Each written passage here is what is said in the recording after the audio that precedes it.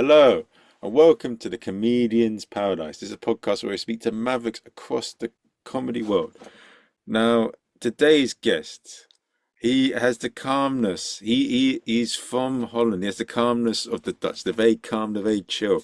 He has the conquest spirit of Genghis Khan through his comedy tour shows. He is a man who is an independent man in the world of comedy. Him and people like Victor Petruscan are people that I absolutely admire. Like through hundreds or 200 days of the year, they're doing shows all across the world. They get to sample different foods like pierogi. They get to try papanash. They get to explore all sorts of different things. And yeah, I think it's without further ado, welcome Fedor Ikelaar, a brilliant maverick of comedy. Yeah. I'm putting that a maverick of comedy that's going on my LinkedIn. That's the title. Don't know if I can live up to it, but I do like it as a title. And thanks for having me. It's great. But you are a go-getter. That has to be said. I mean, to you being in comedy for quite a while, you've definitely been doing it for over 6 years because of the pandemic. But I mean, you've gone around and now you've set up this red mic where you travel across different countries, explore different venues. I mean, what is your comedy journey and what made you set up Red Mike? Oh man, well, the comedy journey is already, well, I mean, that's a long one, but that started when I was living in Nepal, of all places. Oh, Um, I was living in Kathmandu semi-randomly. Well, my then partner, she had got a job over there, and I was just fiddling around, and I got the local comedy scene there was just starting up. And when I mean was just starting up, there was one guy that was trying to get comedy started. He had done he had done literally one set at a yeah. mixed open mic, and then set up his own open mic, but he didn't have enough people, and he kind of forced me to also try comedy, and I never stopped since. But I think kind of the whole starting abroad, and I was already traveling a lot at the time, kind of automatically made it an international thing for me because already starting doing comedy in another country in not my in a later language which is not my own, it's not my native language. Kind of made it an automatic thing to relatively quickly, when I would go back to the Netherlands, I do comedy here. So I would travel anywhere, I would see if there's an open mic. So it immediately became a relatively international endeavor.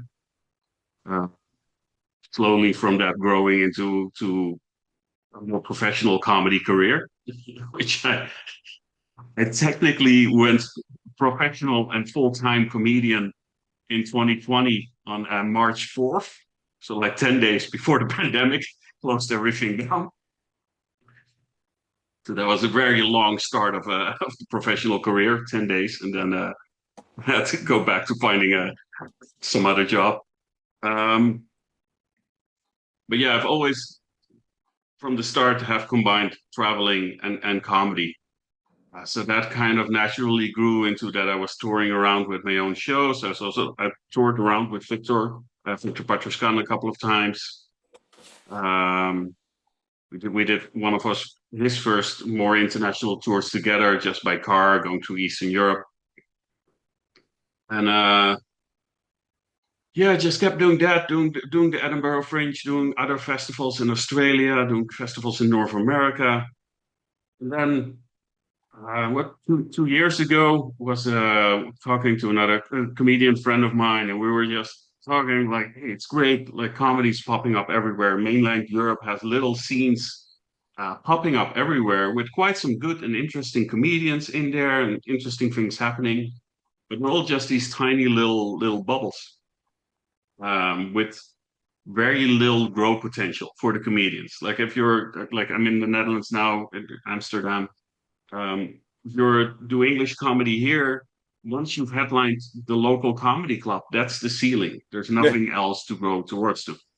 Which is, I mean, it's great to headline the local club, but that's it. And where uh, countries like the UK or the US, And if I have a bigger comedy infrastructure, there are more options. There's a maybe a live at the Apollo, or there are panel shows. There's all kind of stuff to go to. But mainland Europe, because these are all small pockets, these English comedy scenes, there wasn't really anything to go to. And I was talking to my friend, like, hey, this really is something missing, something that kind of like connects more, like more pan-European opportunity for comics. And would also be nice if it's filmed. So we were talking about that, and then afterwards I was thinking, like, well, I've performed pretty much in every country in Europe, so I have the network. I've already done a bunch of organizing comedy shows, and smaller tours, and I have camera experience. So then, kind of the logical conclusion was like, well, this is missing, and I got the list of skills, so might as well do it myself. Hmm. And then started to organize red mic shows across Europe. And how did it get to the stage now where, because I'm guessing it's a bit of a caveat in that there's not that many comedians. There's a lot more comedians in places like London, New York, or LA. But I'm guessing in some ways it can be easy to get an audience then in those cities because it's not as saturated. I mean, some cities do have like Amsterdam, Berlin, Barcelona. They have like a pretty big pool of comedians, but definitely not the other cities. So not all the cities we go to. And one of the things I do is I don't or hardly use local comedians. The whole Oh, thing is I bring comedians from other cities, other countries, from the UK, whatever, and bring them over to that place to kind of yeah, connect the different scenes from the different countries and put them together. To be honest, right now the list of comedians applying for red mic shows is about 650 comedians. whoa! It's the selection process is getting more and more an issue, just the sheer amount of videos and comedians applying, and yeah, applications to go to. Why do you not, if I'm allowed to ask this, but why do you not put on local comedians? What is it that puts you off? That's not even that puts me off. I mean, like I do, for instance, shows in Belgium, and I don't put the local Belgian comedians on, but I do put them on in another show. I think it's part of it's twofold. One is towards the audience. Like most of these places, they have local open mics, and they always see the same faces. And I always also present the show like, hey, this is not your local show. These are out of town acts that come especially to do this show. So it makes it for the audience a more unique opportunity. Like, oh, this is only happening once with this lineup. This is probably the only chance to see these guys. And they get like a very eclectic, like they get a at the show in Belgium, they might get a comedian from the US, from the UK, from Finland, from Germany. There are like three German comedians, and somewhere else in Europe. So get this nice, very international mix with different voices. It makes it a very nice show. And on the other hand, also for the comedians, I want to give them. Uh, I want them to also have a unique experience performing, to perform in a place where they usually don't perform and with acts that they don't perform. I see after quite a lot of shows, I later see like, hey, these people didn't know each other beforehand, like comedians from the UK and from Belgium, for instance, and now they're booking each other for their own shows, and there's a bit more networking happening. So yeah, that's so it's nothing against a local scene in specific, but it just yeah, I think it adds to the show both for the audience and Yeah. the comedians.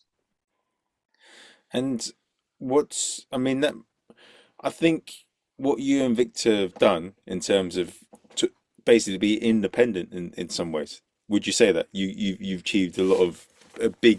You would say you're very independent from a lot of things in comedy in terms of like comedy promoters, and you get to be your own boss. Am I right in saying that? Would you say, in some respects? Yes, yes. I mean, I am. The only thing is now I am. That was not. I mean, it's not in itself the goal, but yeah, now I have a lot of comedians that I pay.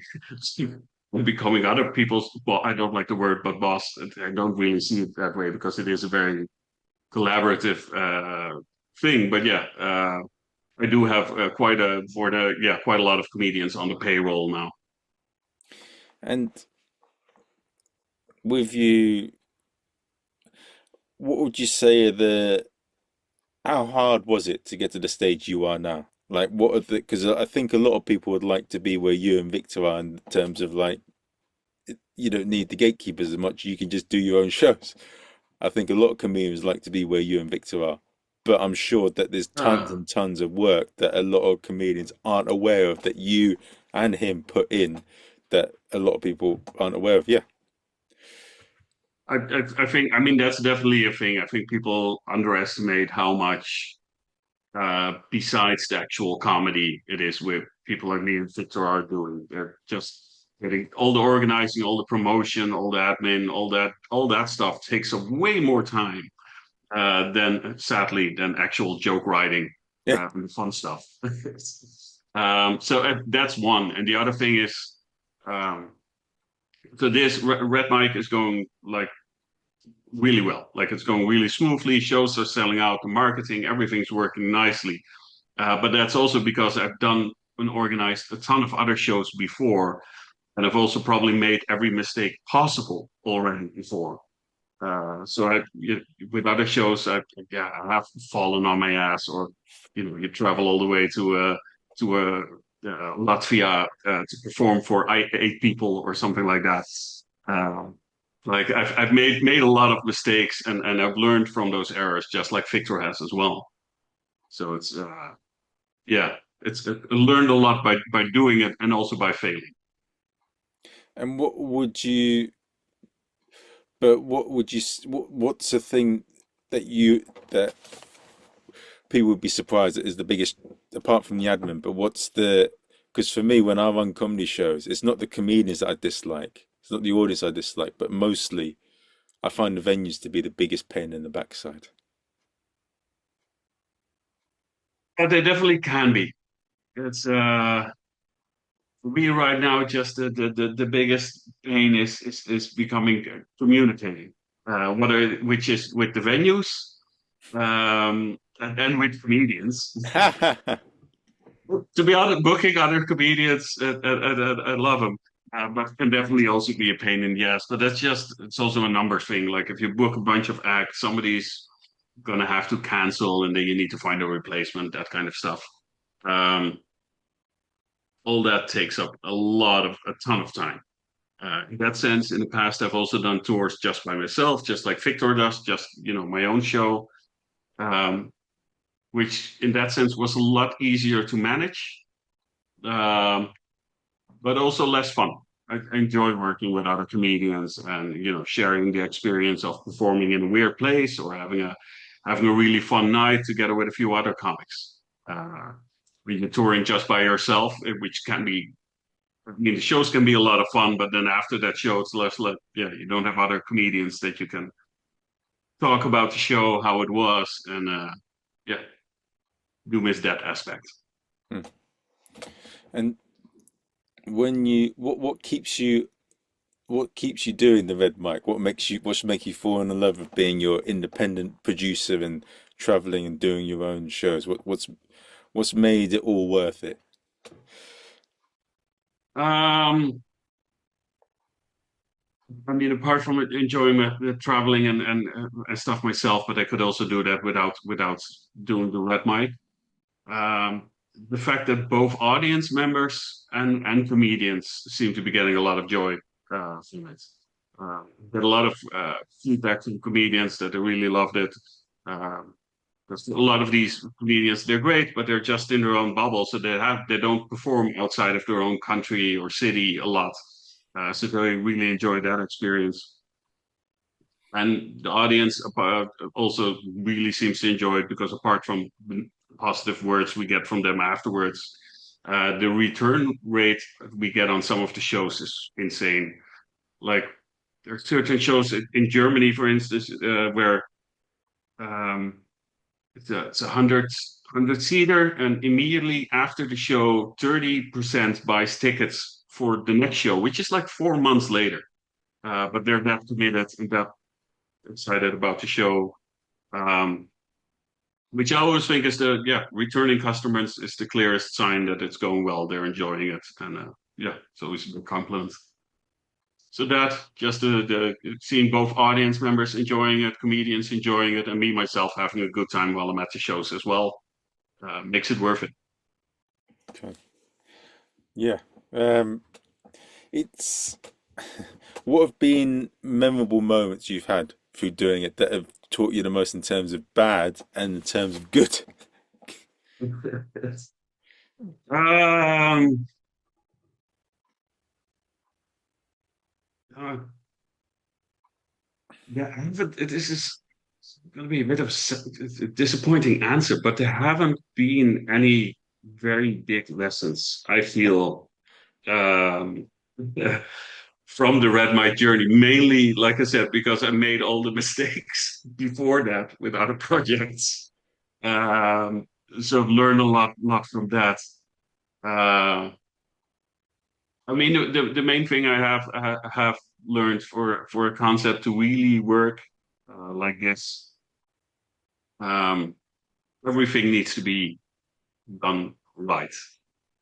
uh like everything matters for a show. Like the venue needs to be good, the advertisements need to be in line with what you're giving them, so there's no the right expectations, no disappointment.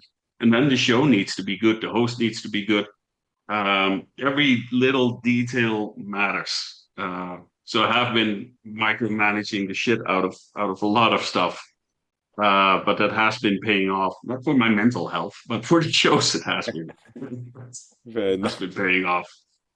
Um, so I think that has been the biggest lesson throughout the years leading up to this, is that there isn't like, oh, this thing is crucial to the show or this thing is crucial to the show. It's like, no, it all matters. You can have the best lineup, but if the venue is wrong, it won't work. If you advertise it wrong and get the wrong people in for that type of show, it doesn't work. Every detail matters. And it's a long, it's a life journey, isn't it? Yeah. There are no. I think in general, whether it's organizing or just with yourself doing comedy, there are no big shortcuts, and that's what I also noticed, because I have a lot of people also that apply or reach out that they want to be on the shows, and they're at the very beginning clearly of their comedy journey. And I think a lot of people that are starting off underestimate how long the journey is, how long it takes for you to really become good and really understand every little dynamic. You will never understand every little dynamic, but at least get close to that point. Yeah. The two biggest questions I have in terms of traveling and doing comedy is like, how do you do the costs of like traveling on the planes and the airports and then like booking the hotels and then like hiring a venue out? Because I've been charged ridiculous prices from some venues just in London to put on a show. It's some venue rents can be steep, crazy steep, and it also is sometimes a little bit risky. There, like now, hasn't been haven't lost money in a while on a gig, but there has been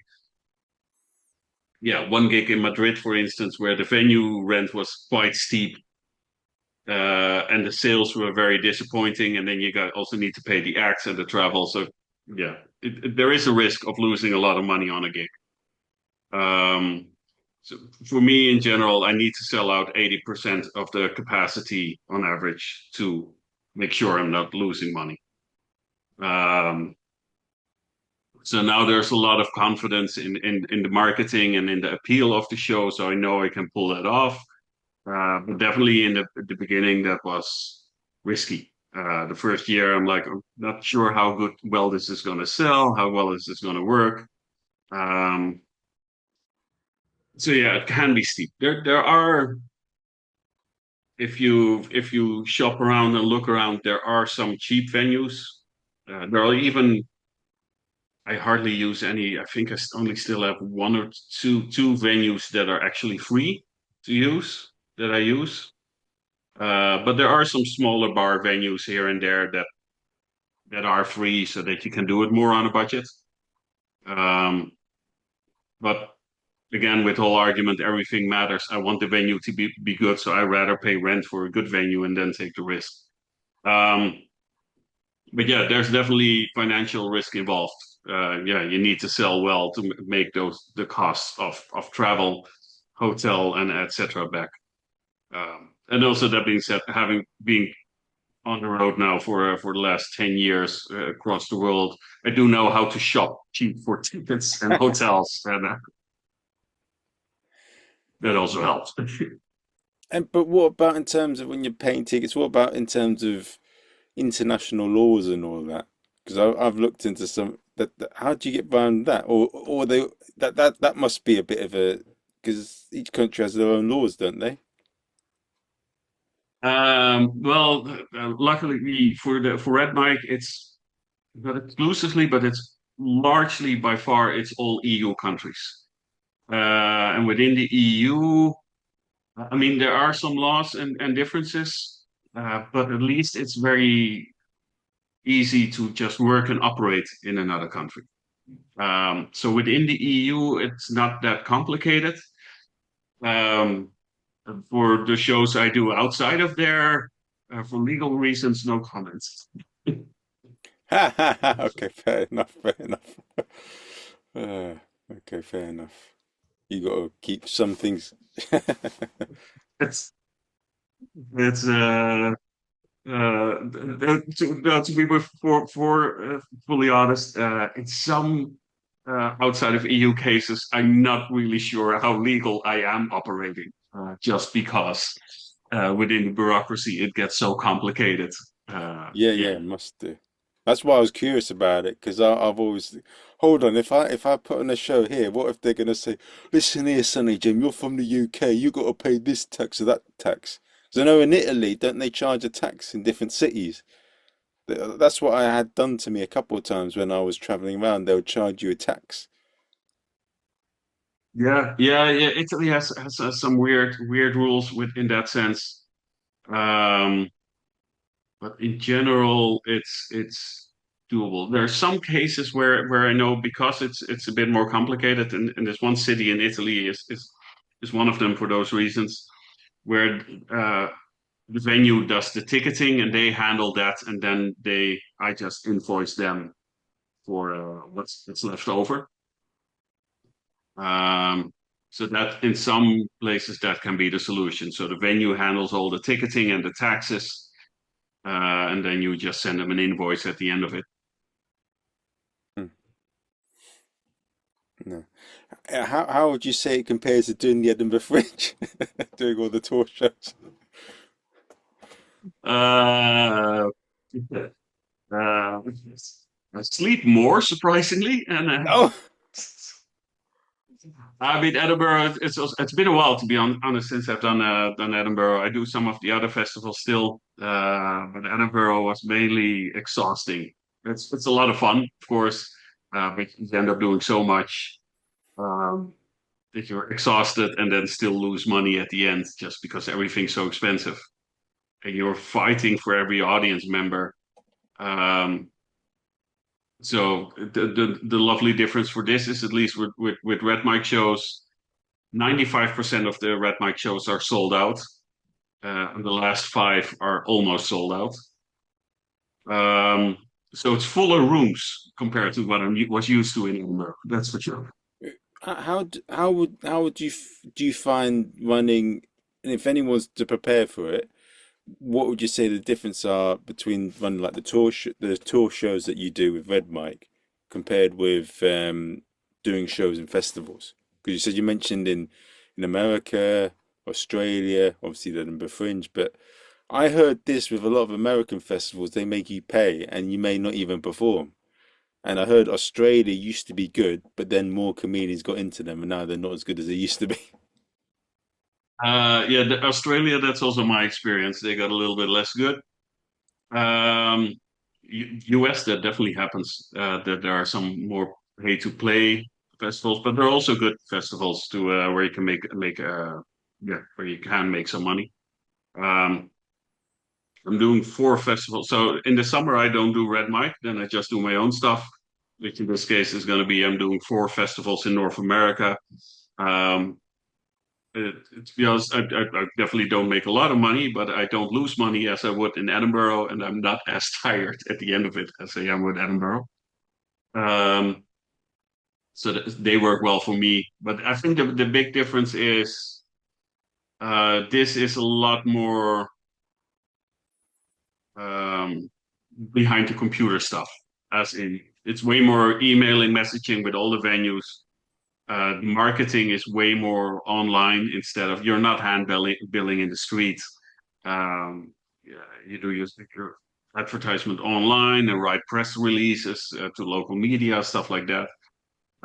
So a big difference is way more time behind the computer uh, than with the festivals. Which would you choose? With- Um, to be honest, like now, like I said, I'm going to have a little red mic break during the summer. I'm looking forward to the festivals. And when I'm done with the festivals and running around hand billing and putting posters up, I am going to be very happy to be back behind the computer. So for me, I need both. um, Sometimes people are a bit wary about saying talking about what they do that works, and I think for two reasons. One's what works for one person won't work for others, but two, I'm sure that you don't want to give everything away, but I think that something that you can definitely share is what not to do in festivals and in terms of producing tour comedy shows that you've seen or heard about. You can do, and what were the mistakes you made before you set up Red Mike? Um, I think one thing is, I mean, there are a few things. One mistake which I made in the beginning, and which I now I see a lot of people make, and then I get annoyed, and then think that I did the same, is overselling whatever you have. Whether it's a touring show or a show at the festival, um, if you try to sell it as like this is amazing and this is the best thing ever, and it's not that yet because you're just not at that level yet. I always feel that's going to bite you in the ass. Um, so I feel like find a way to be sincere about what you're selling, and then find the right angle to still make. Don't say like, "Well, this is a mediocre show, but come anyway." But you know, try to raise the right expectations. I think that's a crucial thing. And yeah, the other thing is more complicated, but try to figure out what appeals to an audience, what do people find interesting. Um, it's with a few other comedians, we did some comedians of Europe shows at different festivals in across the world, and we noticed, yeah, some of the Australian festivals they really don't give a fuck about anything in Europe. They're interested in the UK because they kind of know that they get that humor. Anything in mainland Europe, they just don't care. Uh, you can come there with your comedians of Europe. It's like, oh, thanks. Now we know to avoid this room, and then they walk the other way. Whoa, really? That's why. So yeah, that's yeah, we found that out the hard way. It's a lot of long distance flying to find out, like, oh, they don't want to hear this at all. Um, but yeah, find a like for me. To be honest, I can't say a little bit what worked for me. For me, was just having a with Red Knight. What works is um, yeah, we tell the people what the product is quite clearly. Like, hey, it's not a local show. We got international acts, different levels, but with good professional acts with credits, etc. coming. And we just have a very clear brand, which is the microphone, which is very recognizable um, with the logo as well. Um, so yeah, and that's all relatively simple. A lot of the some of the shows I see Um, they're very clever titles, but that doesn't necessarily appeal to an audience. Audience just want to know what it is. Like, oh, this is stand-up. Okay, it's quality stand-up. If you got like a clever pun in a title that's actually a movie reference, if the audience needs time to figure out that it's even a comedy show, then you already lost them. Mm. Yeah, yeah, yeah. But I mean that's how a lot of people try and sell their shows, isn't it? And they use a lot of film titles. I've seen a few people try and use film titles or other things just to get people in. It's and that sorry, I do need to well, not rephrase that, put some nuance in there. That indeed really depends on what you're marketing or where you're marketing. Because if you're um, at a festival, then you just need to stand out from the rest. So then it can be a movie title, it can be gimmicky. But if you are touring Europe, um, to like a place where there's no Edinburgh Fringe Festival happening, so people are not expecting, you're not competing with 100 other comedians, and people don't even know you're bringing them comedy. Uh, then you need to market it differently. Like my fringe shows have my personal fringe shows and festival shows have weird titles, because people are basically looking at all these options for comedy, and then they want to pick up their comedy. But if you're touring with Red Mike or like Victor does, Victor Patrascan, um, he also kind of makes clear in the whole title that it's stand-up comedy in English, because people see it pass by on social media and they need to instantly, within a second, know that it's stand-up comedy. Yeah, if you're touring internationally outside of festivals, then it needs to be clear, recognizable, and simple. If it's a festival, then you can be clever and make it interesting. Yeah, because it's within that genre, and to get people within that genre to come in a comedy festival Yeah, exactly. is you got to Yeah, make it very. You got to basically not be a complete bullshitter salesman, but if your product to sell is toothpicks, you got to make it toothpicks, but toothpicks in a smart way, not like tooth advertised as deodorant, and then you're selling toothpicks. yeah, exactly. Exactly. I, It's yeah. yeah, especially with social media. Like if you're like a lot of my marketing is on social media. The span of people on social media is like half a second. So you need to catch them and be clear what it is.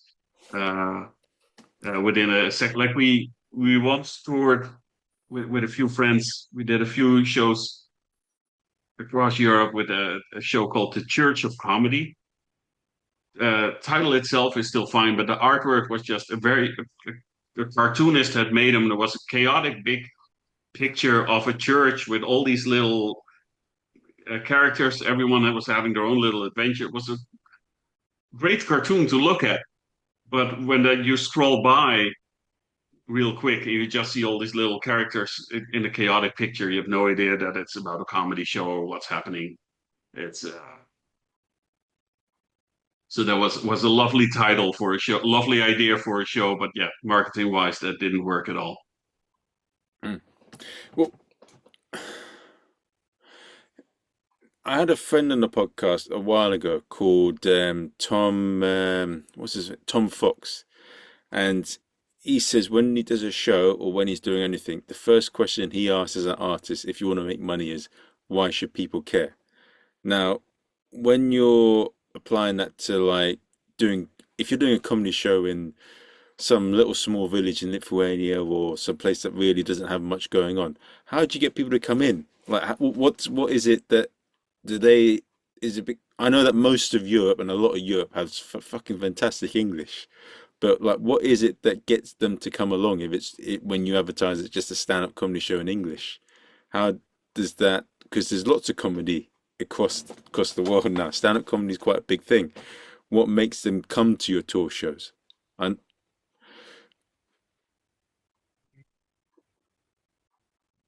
I mean, by now it's for Red Mike, it's a mix because we do have quite a lot of people that come to our shows because they run into just the algorithm pushes our videos, clips from Red Mike shows to them, and then they start following, and then they see like, oh, they're passing by. Um, but with the ads and like to people basically blindly targeting people, I think it's a combination of yes, the English proficiency being good in a lot of places. There are also a lot of expats and international in a lot of places. Pretty much everywhere we go, we get a very international mix. Hardly ever um, is more than more than half of the audience is local. It's always a very international mix from people that live abroad. Um, so the English proficiency is there. The interest in stand-up comedy has been growing everywhere, just through online content, through famous comedians, Netflix specials. So even if there isn't comedy happening, everyone's like familiar with it and interested in it. Um, so part of it is just like, oh, they see like, hey, there is English comedy happening, and then it seems like trustworthy and like it's gonna be fun. That they're willing to take a gamble, I guess. It, because there's not as much going on, would you say? Because they want to sit. I mean, we don't go to small towns where absolutely nothing's happening. There's usually quite a lot of stuff happening, cultural events, but not necessarily in English. Um, so one aspect is like for the internationals that live abroad, there's like, oh, this is an event I can attend to because I can understand it, where all the local language events I struggle. Uh, and it's also something they can do together with local friends or international friends. We see a lot of groups of like from mixed from different countries and different backgrounds that because it's in English, it's something they can do together.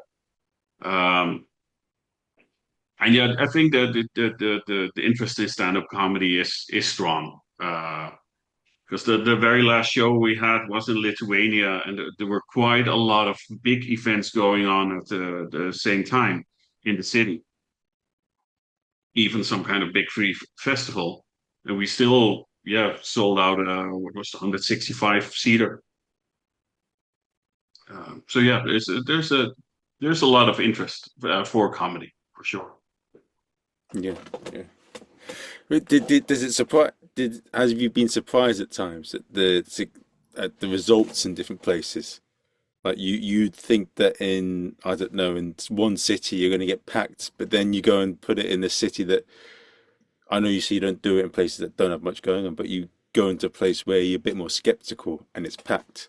And do you get a lot of things where they book on a day? Because I've found that since COVID, the biggest change that's happened is a lot of people now book the day before or on the actual day, or even just show up on the door. But definitely, I've noticed the same change since COVID that people plan less far ahead. But I still I usually sell out within a few days before the show.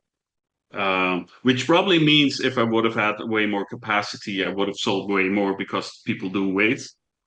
But I think gradually people are starting to plan ahead a bit more in advance again. Because yeah, I've noticed the same shift after COVID, but I feel like it's changing a bit again, or gradually. But yeah, there are definitely certain places that's surprised me that worked way better than I expected.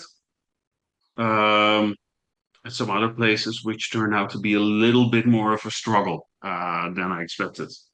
Um, but for instance, um, in the Baltics, Estonia, Latvia, and Lithuania, they've really been loving it, and also quite a few locals that come, and a high return rate of the audience as well. Um, uh, Finland as well. Finland has been surprisingly working well, not just as in we sell a lot of Oh, tickets, but also I've had done my own show, solo show for smaller audiences in Finland before, and they tended to be back then a very cold audience. ah, But apparently, if it's a very big group of Finns and you give them enough alcohol, they do become quite rowdy.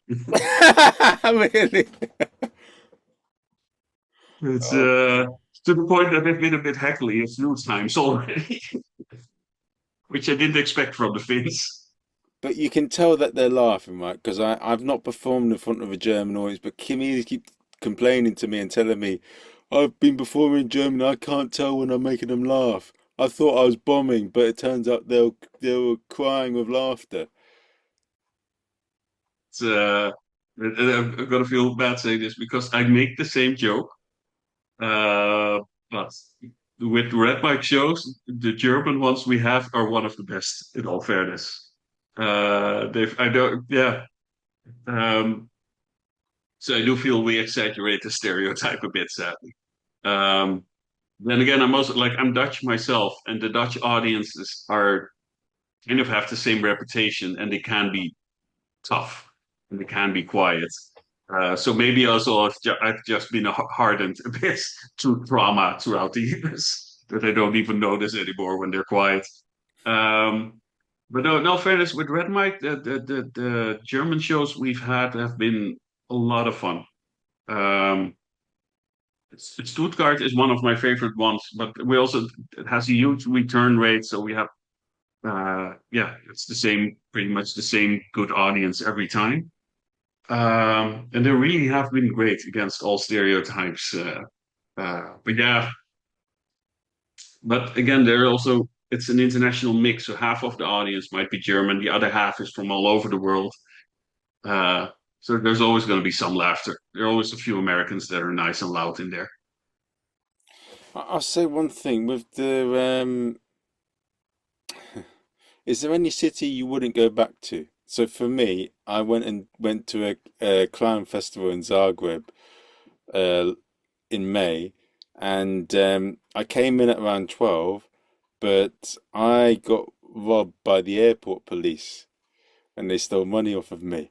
And so I'm not too sure if I'd ever go back there again. I mean, the whole story was I go in there.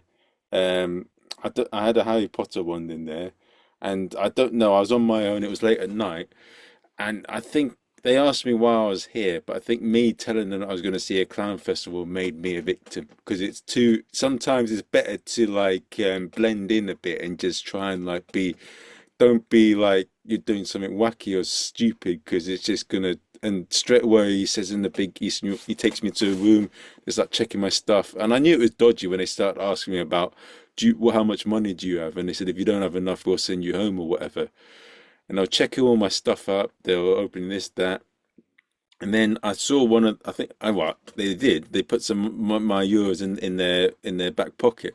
I was about to say something, but then the other police said, what was it you were gonna say? And I said, no, no, nothing. He said, are you okay? You taking drugs? And then, um, yeah, it was uncomfortable, and I think they wanted to try and get me annoyed as well, so I'd do something worse, and then they would make it even worse and get more out of me. But they took my money. I was able to get a taxi to the place and all that, and the rest of the trip was okay. But yeah, I don't know. I don't know what to make of it. I think if you're in a bit of a dodgy place, dodgy country, start chatting to people next to you and make it seem like you're friends with them or something. I don't know, but have you had anything It's like that? Because that's what happened to me, and I was a bit.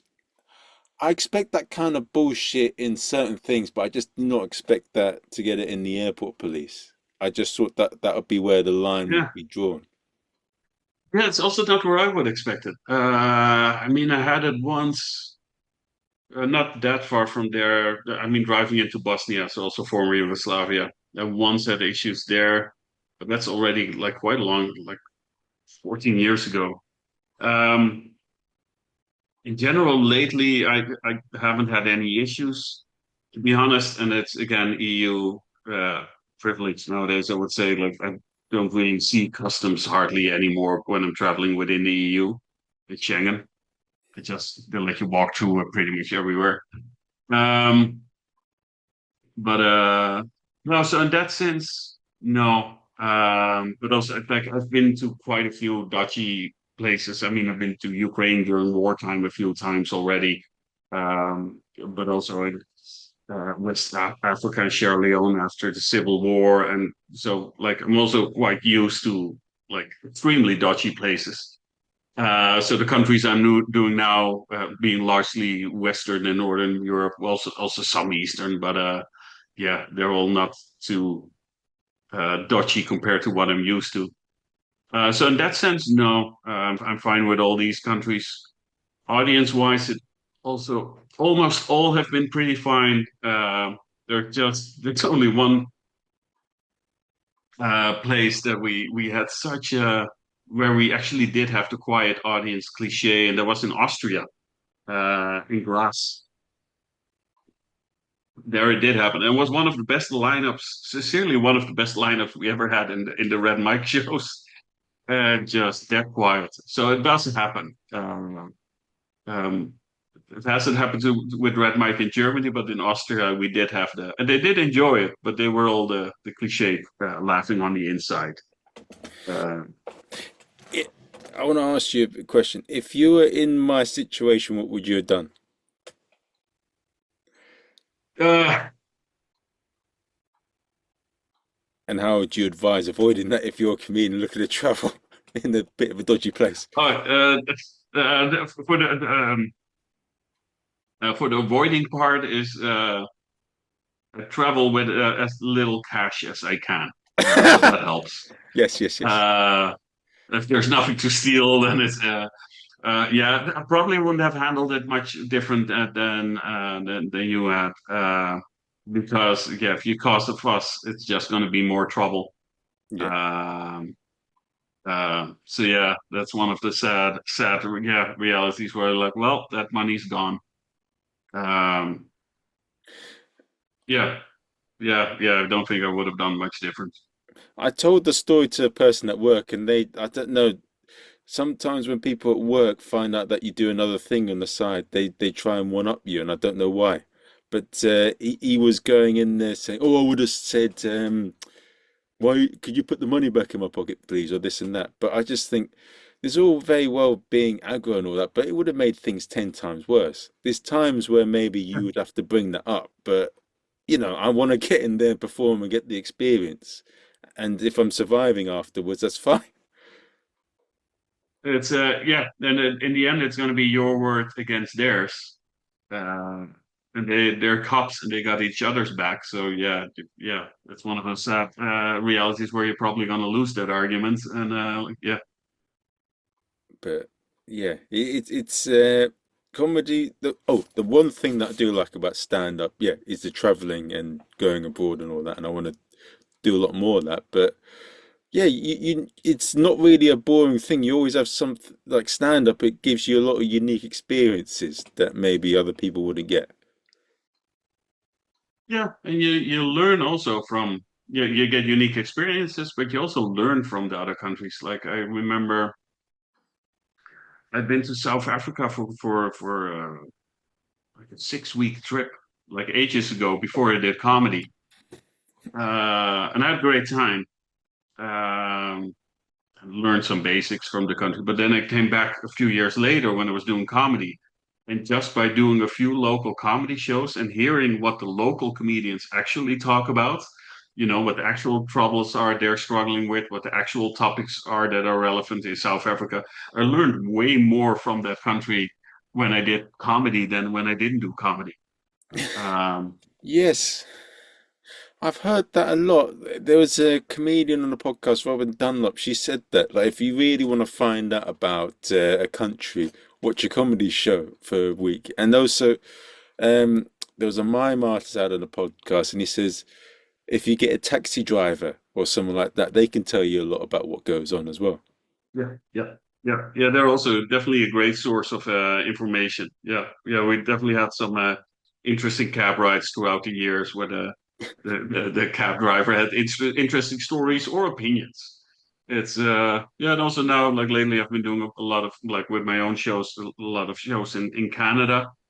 And just by being on the bill with a lot of Canadian comedians there, I've learned a lot. Like the stereotypes of every province they have.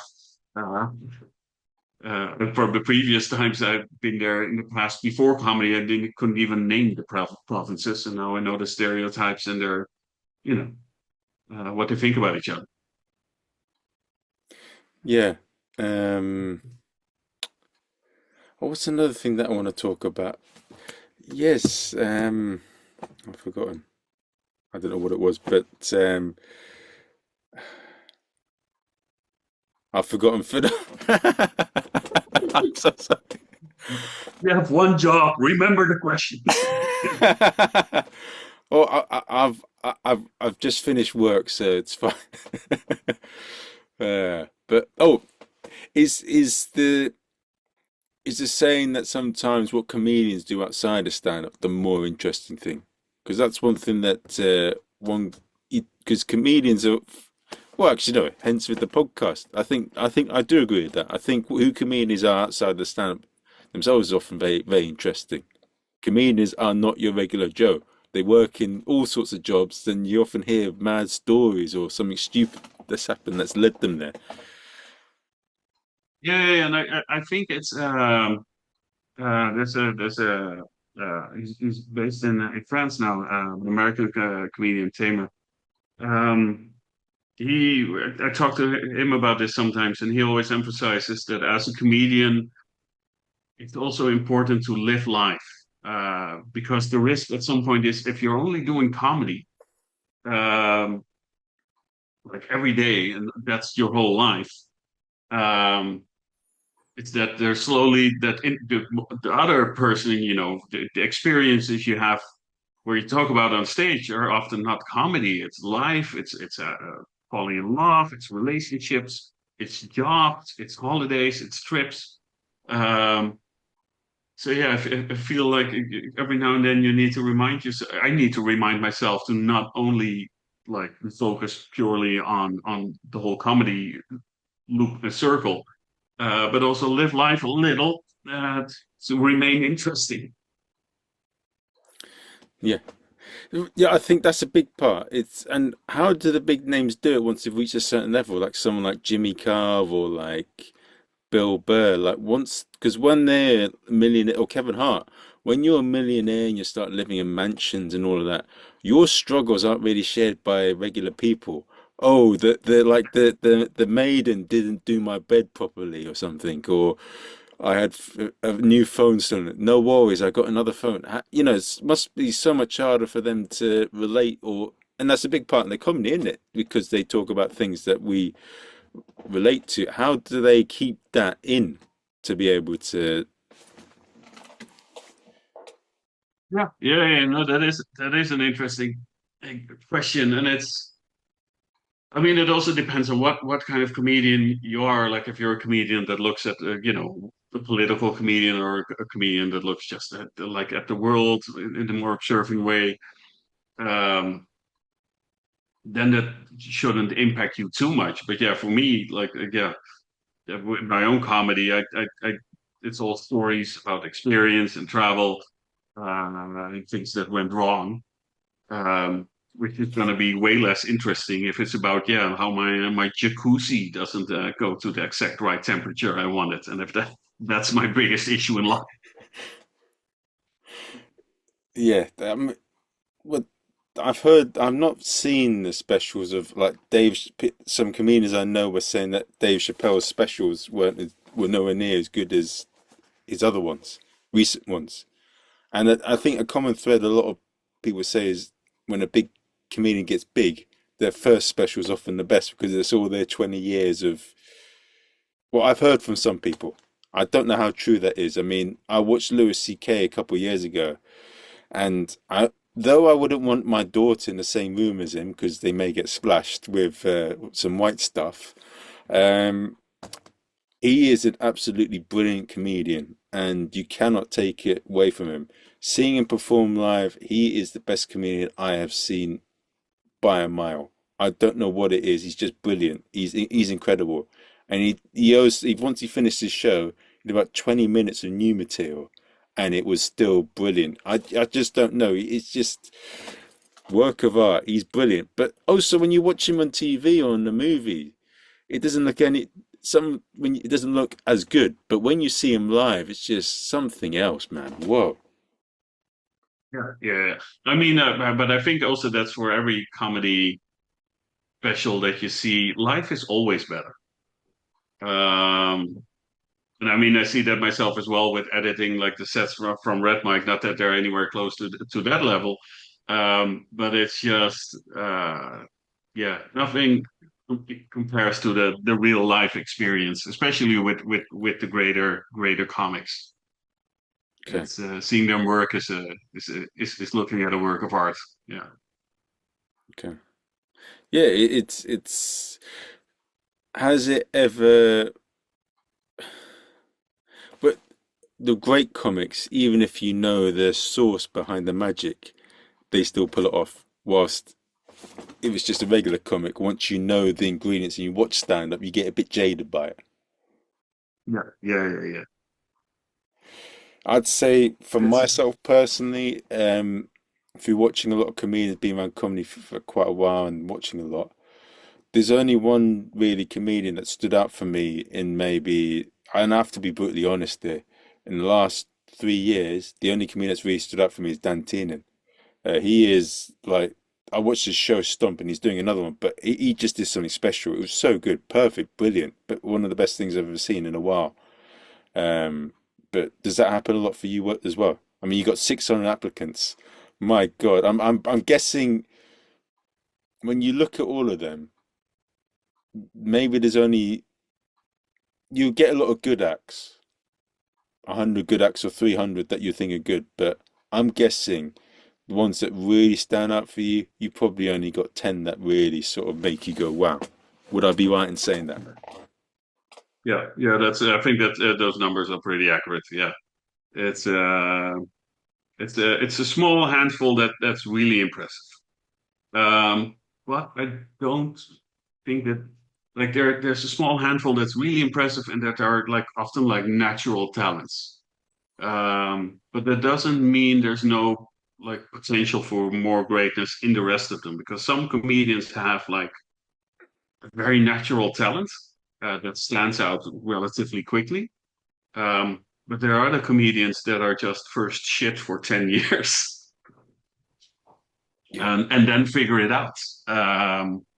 Or not necessarily shit, but that just take a longer, that just by being persistent and keep whistling away at it and trying and practicing and rehearsing and figuring it out, that just take a longer time and then end up being great as well. Okay. Yeah. Yeah. I mean, who would you say is a greatest, who's a comedian that you admire that you would say had that, where they were well known as being bad for a long time, but then they became Uh, something great? yeah, the only example that I really know that off properly is this a Dutch comedian that only performs in Dutch. So that's an example for me. Very little to you and people watching this. But he's now, yeah, he's a proper like TV specials and fills theaters, and he is great. But yeah, there was quite a long time of him just dying and plowing through. That's If you could have a choice, would you be a late night show TV comic that does fairly well and gets is well known, or would you be someone that has a big niche following but does well for that audience? But like Jerry Sadowitz, I've seen his show, but fucking hell, it's an experience, and I don't really find it funny, but it was fucking mad seeing two people fight in his show, and he is a nutcase, taking his dick out, bloody swearing, like saying all this. If you said those things in a regular conversation, you're getting beaten the shit out of. Like I don't, but there it works well, and he gets paid a lot of money, and comedians that like bitch and complain about him are probably living in a five flat shared apartment eating cornflakes for like breakfast, lunch, and dinner, whilst he's comfortably off being able to go to McDonald's, go to I don't know, a Chinese restaurant and then an Indian restaurant in the evening and be very comfortably off. And that is like, what what would what do you think is a bigger mark of achievement to be someone like Dave Chappelle? What he's achieved, you can't. That's what a lot of comedians dream of. But if you had the choice of being a big niche comic that's very well known, or someone that's been on TV to a certain level but makes a living, which would you choose? Probably be more for the niche department. Obviously, because the end goal is getting your dick out on stage. But Yeah, fair enough. I mean, you brought that up, so yeah, Sorry. no, no, mainly because like being well known, like in the TV sense, for me is not a goal. I just want to enjoy doing comedy and go to all kinds of places doing it. Um, and preferably not be broke. That would be lovely. So yeah, then the niche aspect fits better.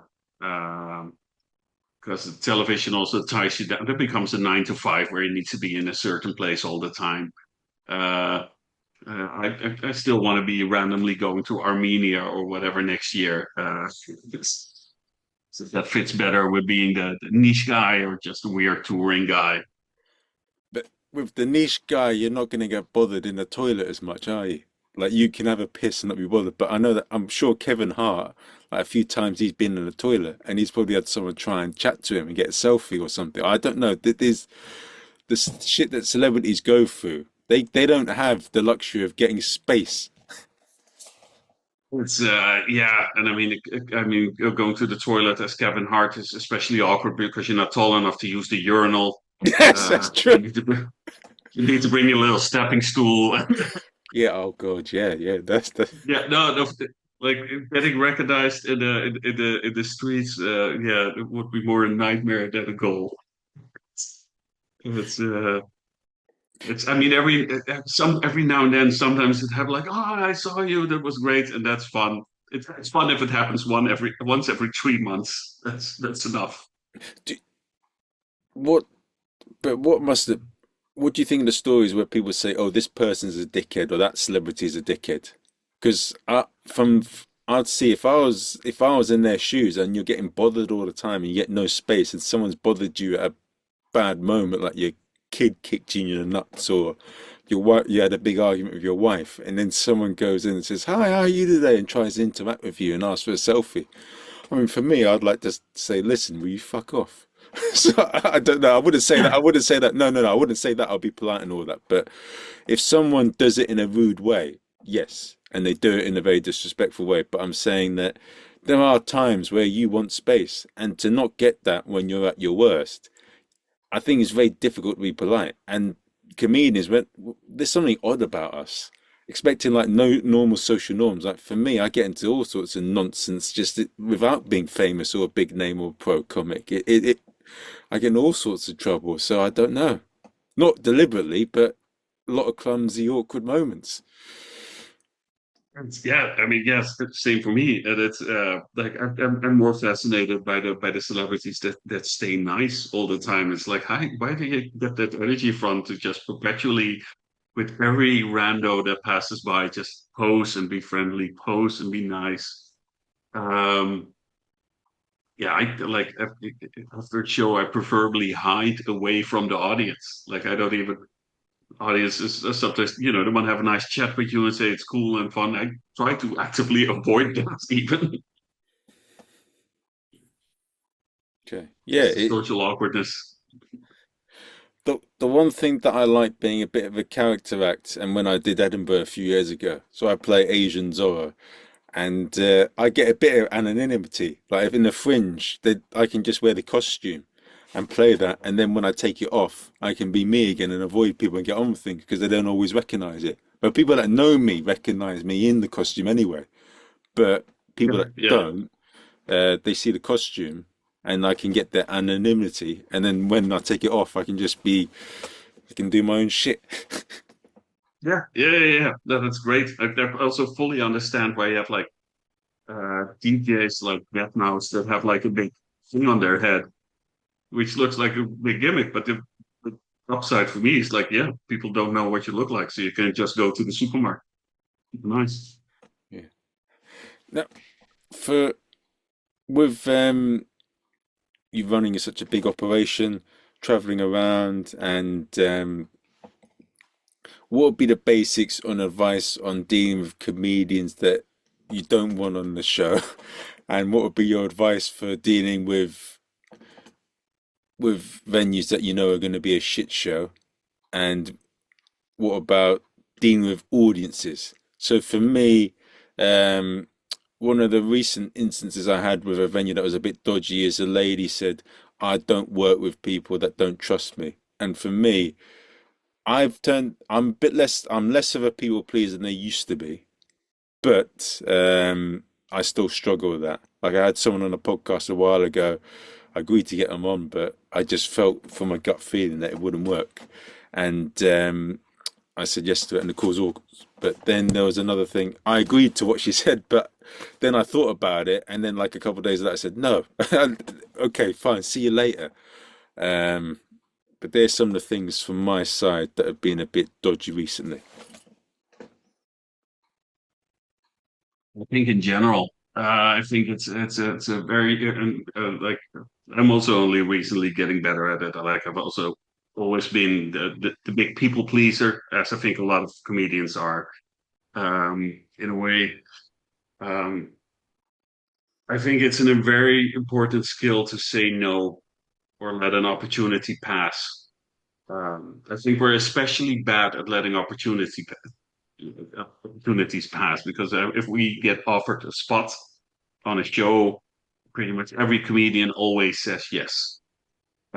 Even though Booker might be dodgy, the venue might be dodgy, might be all kind of things off, but we still almost always say yes just because we're so afraid not to be performing or hope I'll get passed on next time. I would say just if something feels dodgy or wrong, listen to your gut and just skip it. There will be other opportunities. It's not the end of the world. There will be other venues, there will be other shows, there will be other promoters, there will be other comedians to work with.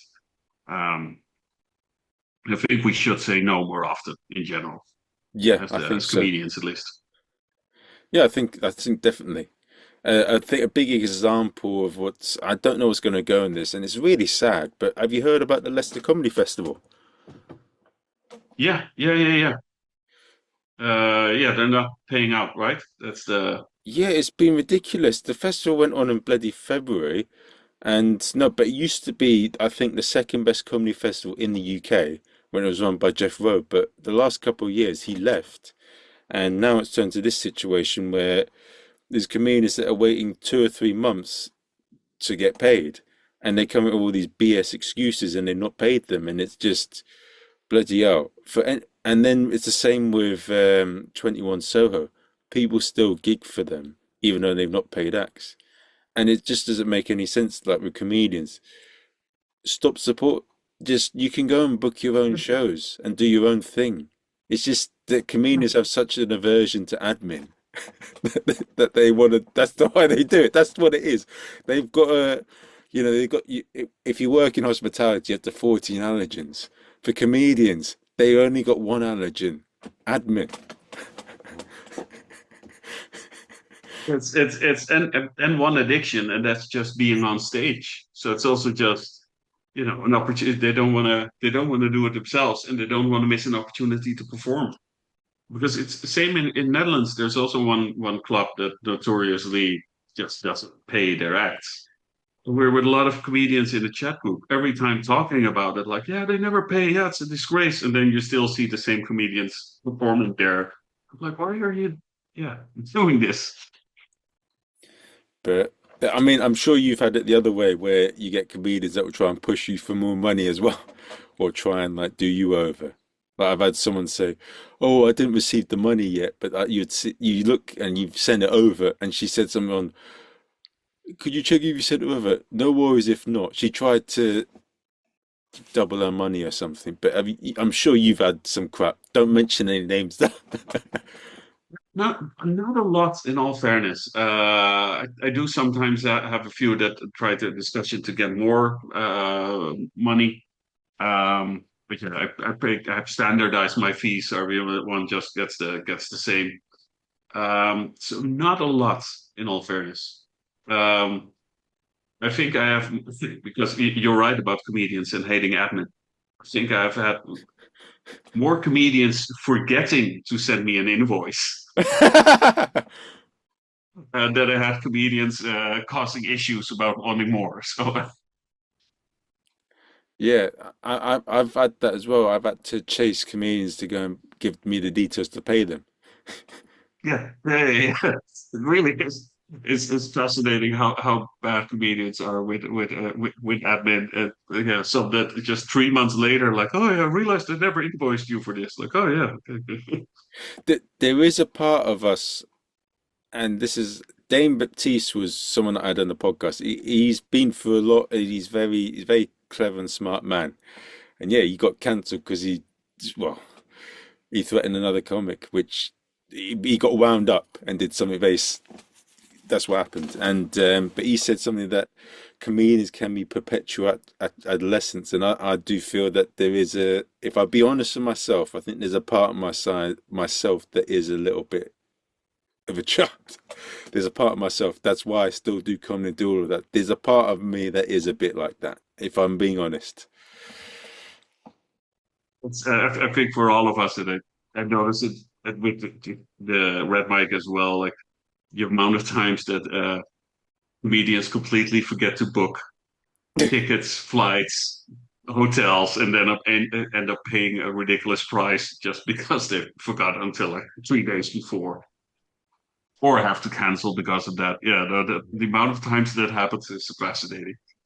Oh, but yeah, it is. But I mean, that's what makes a lot of us funny is that we are a bit different. We are a bit odd. We look at things in a funny way. A lot of the things Yeah, about yeah, comedy is a surprise. That if we just thought like a regular Joe or said things that every regular Joe wouldn't be funny. yeah. The brains need to be wired a little bit different for sure. Yeah. Um, Now, for anyone that is listening right now, if they're a comedian, what advice would you give them? If they're a comedy promoter, what advice would you give them? If they're an audience member, what advice would you give them? If they're a venue, what advice would you give them? And how do people find out about you? Um, okay, okay. So when I started Red Mike, I actually I wrote a proper business plan mainly for myself to really approach it with a mission and with a strategy. And the first line in the business plan is probably the best advice for all groups. And that's just don't be a dick. Just yeah, don't be a dick. Don't be an asshole. You get further with kindness and not being an arrogant prick. Um, that being said, what else? For comedians, one thing I've noticed um, now being more on the booking side, I notice how many comedians feel like they don't get booked on purpose. Oh, Almost that there's some kind of conspiracy, like, oh, that this booker doesn't like me. Um, And then I talked to the booker, and it's like, oh yeah, no, there were just 500 people applying, and yeah, picked whoever. Um, I would say be a little bit. Don't think it's some kind of conspiracy when you don't get booked. Um, there are a lot of comedians out there. We're all after the same prize. Don't get too upset or frustrated if you don't get it. Just keep working, keep you know doing your best comedy, and keep applying for stuff, and it will come. Um, for audience members, just yeah, keep supporting live comedy. yes. Don't make us ever do Zoom shows again. Yes. If anything, guys, please do that for comedians. Just come to shows. Don't. if you're gonna heckle, make it collaborative heckle that they can upload to TikTok or Instagram. Um, Also be nice to comedians. Yeah, yeah. Just don't be a dick. That's uh I think that makes, to be honest, also sincerely for comedians as well. When I'm booking acts, um, if I don't know the act, like I look at the video and it's good, but if I have never met or seen the person, I do always check a reference, like somebody that does know them. You know, with Instagram and Facebook, you can quickly find out like, oh, we have that mutual friend.